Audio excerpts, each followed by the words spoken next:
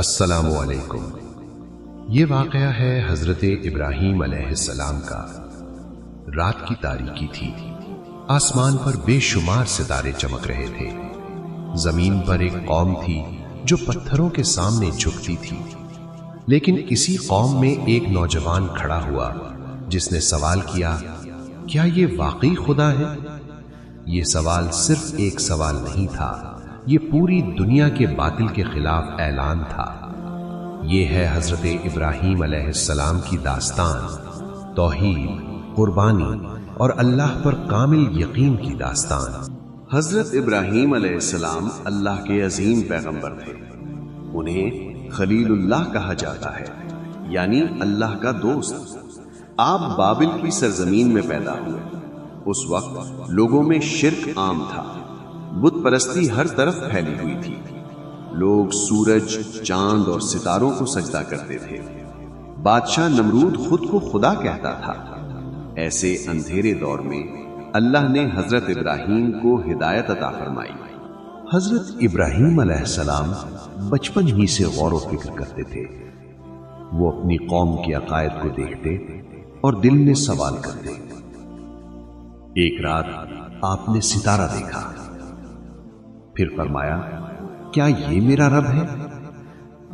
لیکن جب ستارہ غروب ہو گیا تو آپ نے فرمایا، میں غروب ہونے والوں کو پسند نہیں کرتا۔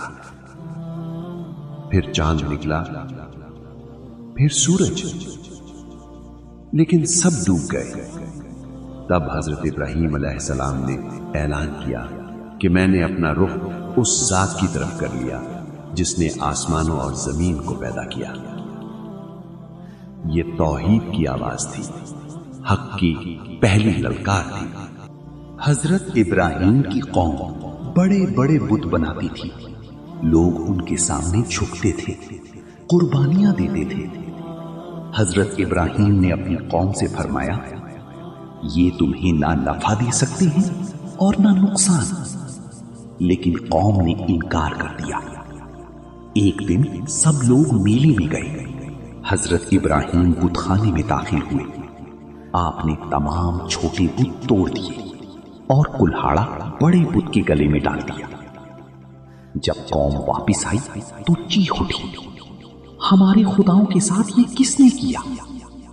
حضرت ابراہیم کو بلایا گیا۔ آپ نے فرمایا، بڑے بت سے پوچھ لو اگر یہ بول سکتے ہیں۔ قوم خاموش ہو گئی کیونکہ وہ جانتی تھی کہ بت بے جان ہے۔ نمرود غصے سے بھر گیا۔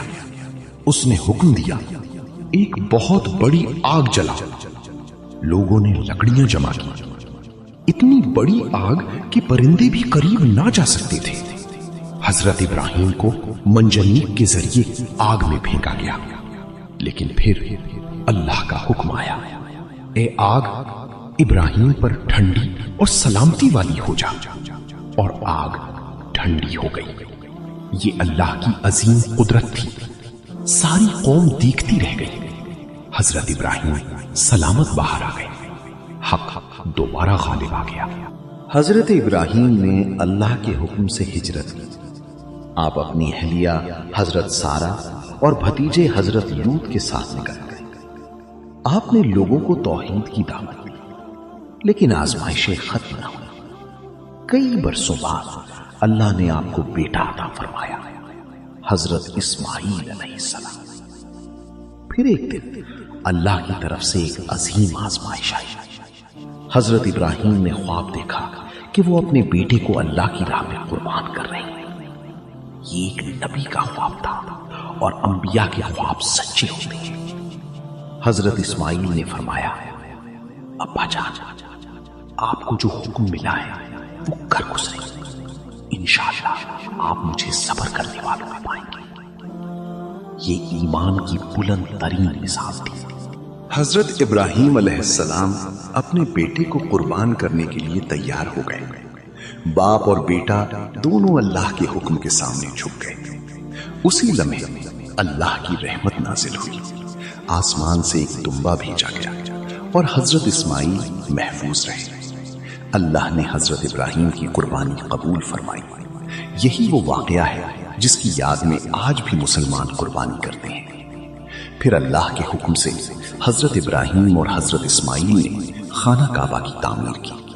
وہ دعا کر رہے تھے، اے ہمارے رب، ہم سے یہ خدمت قبول فرما۔ حضرت ابراہیم علیہ السلام کی زندگی توحید، صبر اور قربانی کا پیغام ہے۔ انہوں نے پوری دنیا کے سامنے صرف ایک اللہ کی عبادت کا اعلان کیا۔ انہوں نے آگ کو برداشت کیا، ہجرت کی، اپنے بیٹی کی قربانی کے لیے تیار ہو گئے اور ہر آزمائش میں صرف اللہ پر بھروسہ کیا۔ آج بھی حضرت ابراہیم کا نام ایمان والوں کے دلوں میں زندہ ہے۔ یہ واقعہ ہمیں سکھاتا ہے حق پر قائم رہنا آسان نہیں، لیکن جو اللہ پر یقین رکھتا ہے اللہ اسے کبھی تنہا نہیں چھوڑتا۔ اسلامک اسٹوڈیو 10 کا مقصد دکھانا نہیں، سمجھانا ہوتا ہے۔